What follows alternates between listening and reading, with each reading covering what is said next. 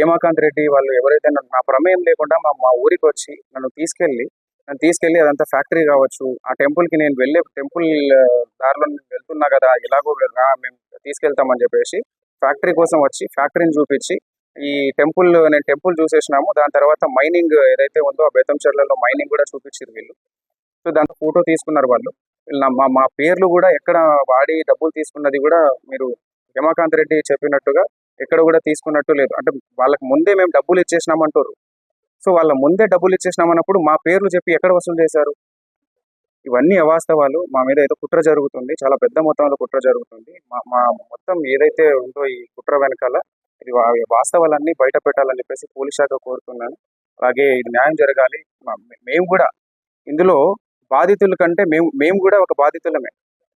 వాళ్ళు డబ్బులు నష్టపోయారు, మేము పరువు నష్టపోయినాం. ఇది ఎప్పటి నుంచో ఒక 14 సంవత్సరాల నుంచి ఒక్కొక్క మెట్టు వచ్చి ఎంతో కష్టపడి తీసుకొచ్చిన పేరు ఇది.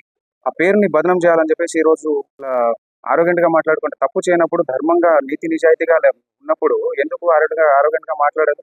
నా తప్పు ఏది లేదండి అని చెప్పినా కూడా ఆయన సుబ్బారావు అడ్వకేట్ అనే వ్యక్తి ఇలాగా ముందుకెళ్ళి మీడియాలో ప్రచారం చేయడం ఎంతవరకు కరెక్ట్?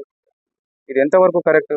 ఆమె బదనం చేస్తున్నప్పుడే కదా ఇదంతా, ఆమె చెయ్యకండి, ఇదంతా తప్పు, ఇది కావాలంటే వెరిఫికేషన్ చేసుకోండి, మీరు పోలీస్ శాఖలు ఉన్నాయి, చట్టం ఉంది, మీరు అడ్వకేటే కదా, మీరు వెళ్ళి విచారించుకోండి, విచారించుకున్న తర్వాత మీరు మీడియాలోకి వెళ్ళండి అని చెప్పినా కూడా లేదు, అది నువ్వు ఫోటోలు ఉన్నాయి, మీ తమ్ముడు ఉన్నాడు ఇక్కడ అని చెప్పేసి చెప్పడం ఎంతవరకు కరెక్ట్? పోలీస్ శాఖ మొత్తం డిపార్ట్మెంట్ కావచ్చు, ఇంకోరు విచారణ చేయకముందే ఇన్ని ఆరోపణలు మా పైన కుట్ర పన్నినట్టు కాదా? ఇదంతా మా వెనకాల కుట్ర చేస్తున్నట్టు కాదా? మీకు అనిపించట్లేదు? ఒక్కసారి ఆలోచించాల్సిందిగా కోరుతున్నాం. అవన్నీ అవాస్తవాలు. ఏవైనా కూడా ముందు పెట్టమని చెప్పండి. కేవలం ఫోటోలు చూపించి ఒక సెలబ్రిటీ స్థాయిలో ఉన్న వాళ్ళు చాలా మందితో దిగుతారు, 100 మందితో దిగుతారు.